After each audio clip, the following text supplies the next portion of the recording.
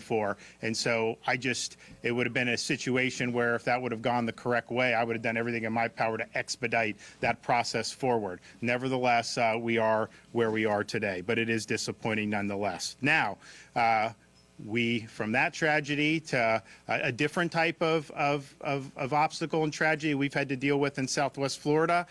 You guys have been living it. Of course, I've been down here with you living it. And there's a lot that happens when you have a storm of this magnitude. Of course, you have loss of life, which is tragic. You have massive destruction of property. People have lost their entire homes and all their belongings in this storm surge and in the winds of this storm. There's a lot that has been done with search and rescue, with helping people with food and water, probably a record-setting power restoration in terms of what we were able to do with all those linemen ready, working to get, we sent contractors down to help get the water flowing again here, guys from MIT coming down to Lee County to help out. So there's a whole bunch of things that kind of go into it, but I think that bouncing back, and yes, we fixed the bridge in Pine Island and Sanibel, and we're doing all that.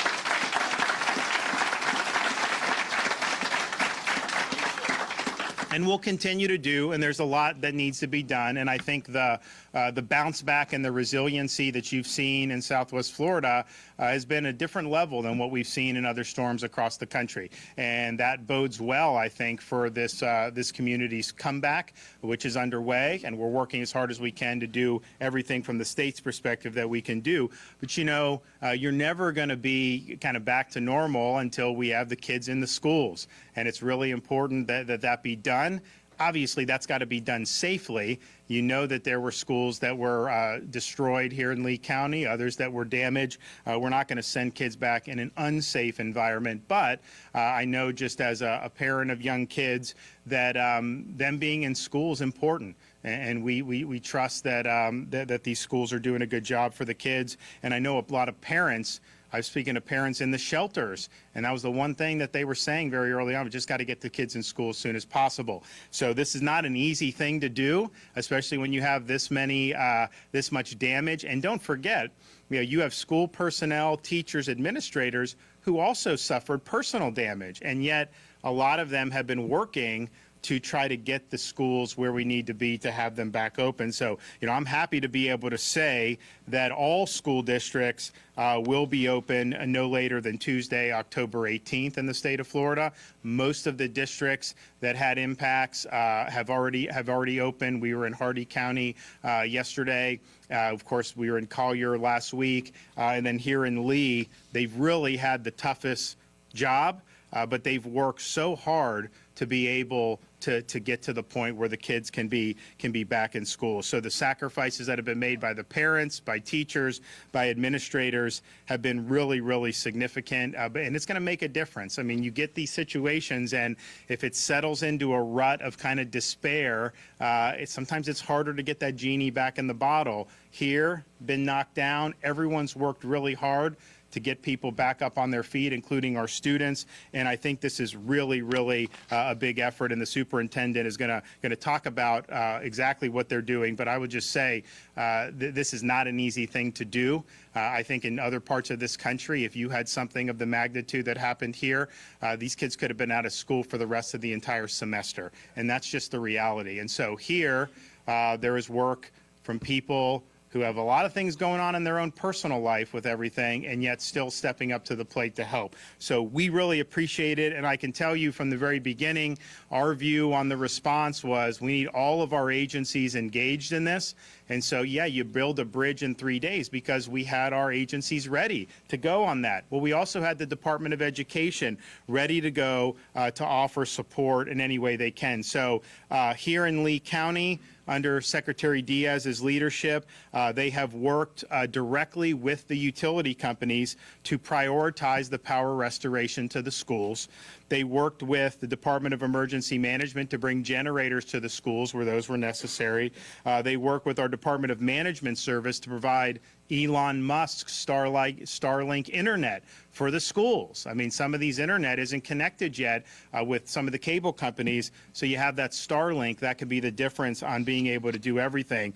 Department of Education has also facilitated the movement of portable classrooms and classroom supplies, and of course, our Department of Transportation has helped clear debris from bus stops, bus routes, and from campuses, and of course, they've done a lot more. So it's been a really team effort, and the staff here in Lee County has been really phenomenal. And you've also had people from other school districts coming in to Lee and Charlotte and some of these other counties to help. I know we had folks from Bay, Broward, Hillsborough, Miami-Dade, Osceola, Pinellas, Polk.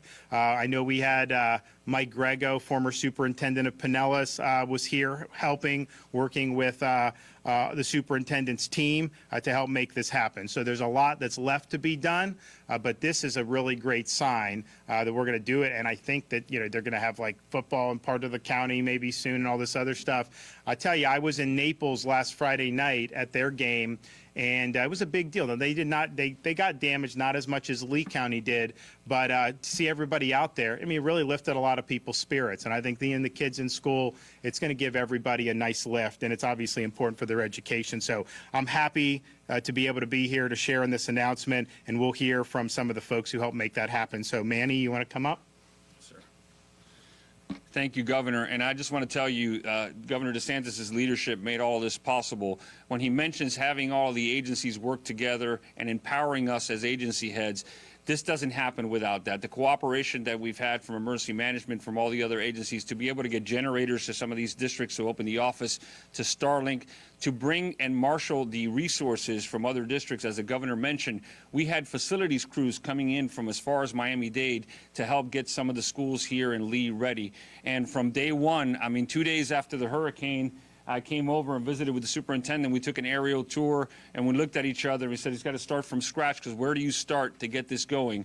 But the governor has made it a point. It is important that we get our kids back in school, not only because of the learning, because that's how you get the community back, the mental health issues, getting the athletics and activities back, to get our communities back to normal, to allow our parents to be able to do the things they need to do to get the community back to normal. So I want to thank you for your efforts, Superintendent. We have been on the phone daily. We've had our leadership teams basically embedded on the phone. We feel like we're part of his staff, making sure that he has everything he needs. And I got to tell you that every update that we get from him always has progress every day, an inch, a yard, a mile, whatever it is. He's been pushing forward for this community, for your kids. So again, I want to thank you for your leadership and your team that has done an incredible job. I am really thankful of the teachers in Lee County and all these districts that have been affected, but especially here that we're here today, because without them, you can't get these schools open. Without the cafeteria workers and the rest of the staff,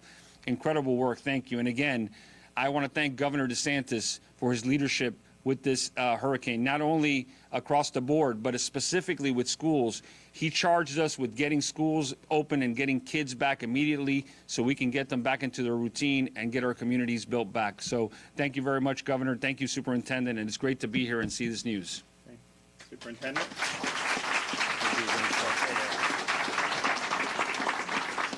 Well, thank you to the Governor and Commissioner Diaz. I stand here today because of their help and support. I also have members of my team here today, including a new Chief Operations Officer who I brought in from out of state to help us with this rebuild. I can't thank this team standing behind me enough. They have been on my right hand and left hand. They've been available by phone 24 hours a day. And without the help and support of both the Commissioner and the Governor, this would not have been possible today. You know, just a week ago, I was standing in front of all of you at a press conference telling you and asking you for your patience, that I needed one more week, and I had a goal of reopening schools starting on Monday. I am so proud of the staff that's here today. I know that we've all been disproportionately impacted by this storm, but you prioritize the children you work with, and you prioritize these young people and their education. And from a superintendent, from the bottom of my heart to all of you, thank you for your presence today. Thank you for the reunification meetings that you're going to have tomorrow with your families and your children. And thank you for your efforts that you'll start to deliver again on Monday. You're a representative of an entire district, and my heart goes out to each and every one of you, and a big thank you to each of you. You know, I asked for a little bit of patience because I needed to build some infrastructure. And the Governor and Commissioner Diaz provided that to me. One by one, our schools came on. I'm even happy to report that Pine Island has power today. And I'm...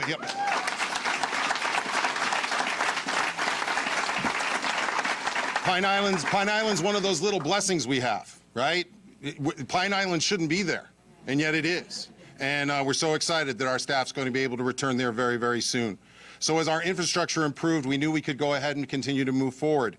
So we developed 9 criteria. I've probably mentioned those to you ad nauseum at this point, but one of the biggest things we're waiting on right now are some air quality results. We have 68 lab results into the lab. As soon as those labs clear, then we have the green light on our safety checklist to open those schools.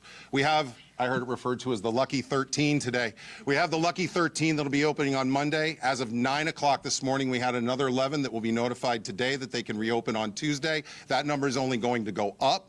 That number, again, as those other lab tests, at least 38 that we expect to have by the end of the day on Friday, that'll greenlight another 38 schools for Wednesday. And we will continue the rollout, and we will get our kids back to school. For those of you concerned about Cafarettas and Sanibel's and Fort Myers Beach, we will be building temporary campuses. We have some commitments as early as October 31st to try to get those buildings up so that we no longer have to partner those schools with another fellow elementary school and give them a place of their own. But we are committed to keeping that community of learners together. We want those kids to go back to have that help and support that these gentlemen talked about, both with their families and with their family that is their school family, their classmates, their teacher, and their principal.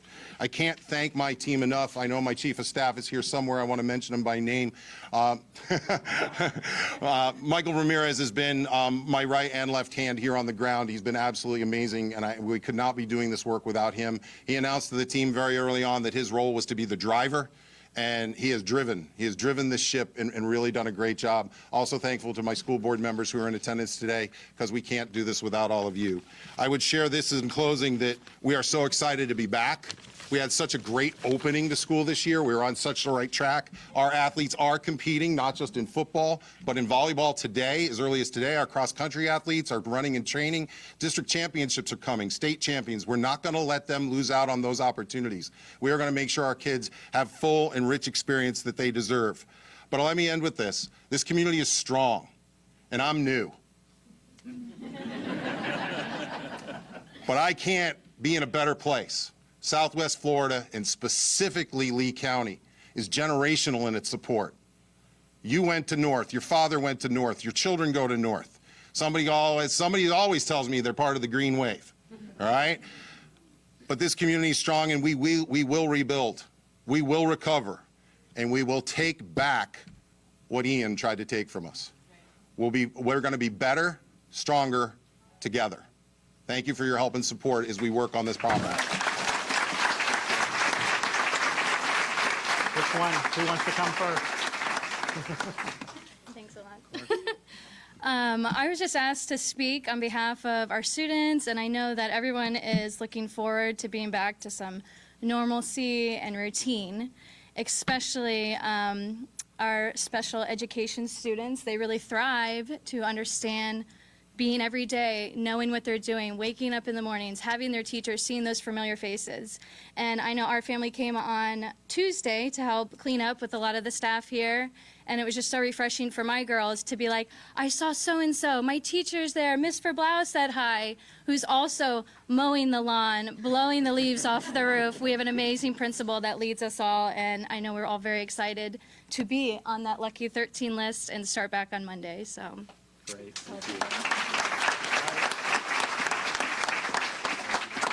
First of all, I would like to thank Governor DeSantis for his push for getting our schools back open. Dr. Bernier, wow, first year coming in and being a superintendent, nothing like running on with his feet on the ground coming in. My teachers, my staff, you guys are phenomenal.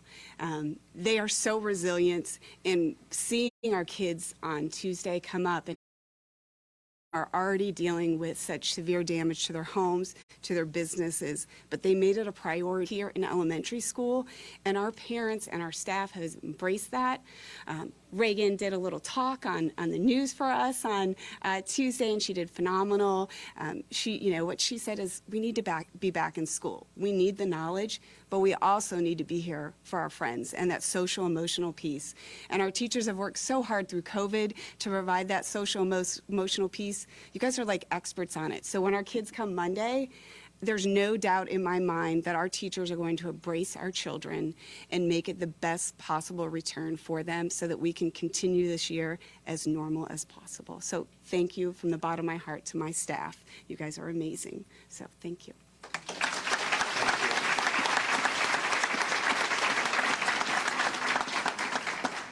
Well, thanks so much for everybody that's been involved. I know it's not an easy thing.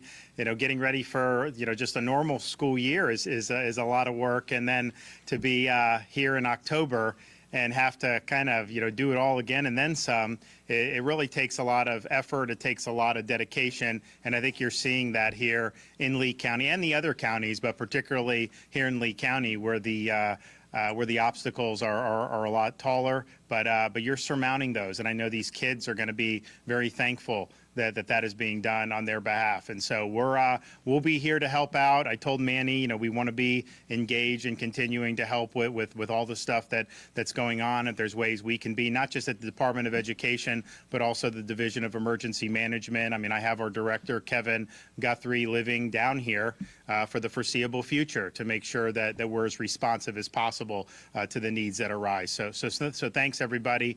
We really appreciate that, and I will take a couple questions if anyone's got any. Yes.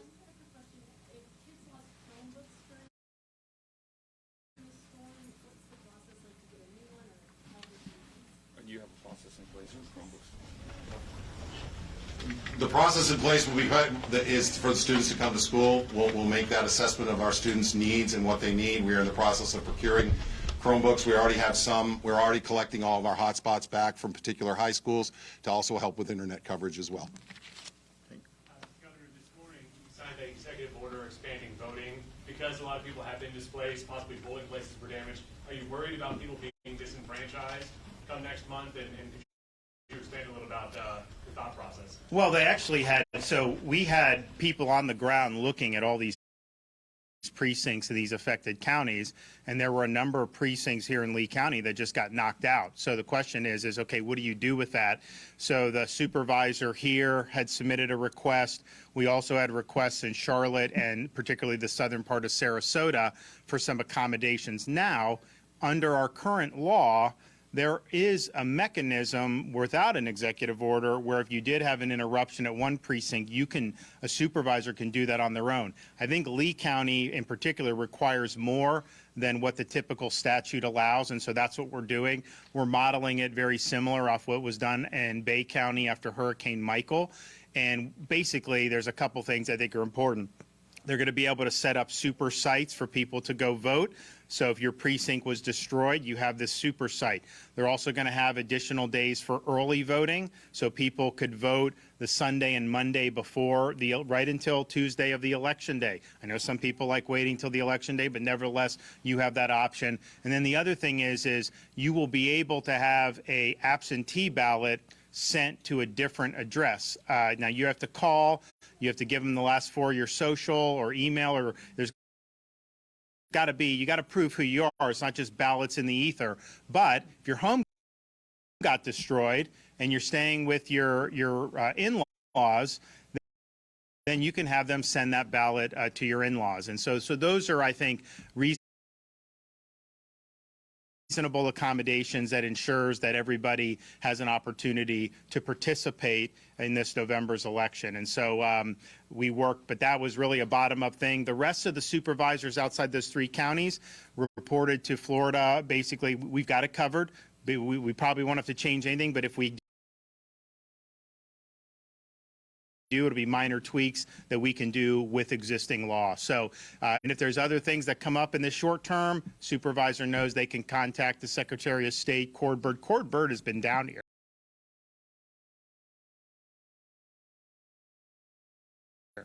He's been down here looking at all this, and I think has done a really good job identifying where some of the hiccups may be and providing relief so that everyone has access. Sure. Regarding transportation to schools, how are bus driver numbers looking? We'll have an update on our bus drivers' numbers on Friday. Our staff has been reaching out over the last 2 days. All bus drivers are expected to report to work on Monday. So far, the response has been good, but I don't have an actual percentage for you at this time. All right, thanks, guys. Good luck with everything.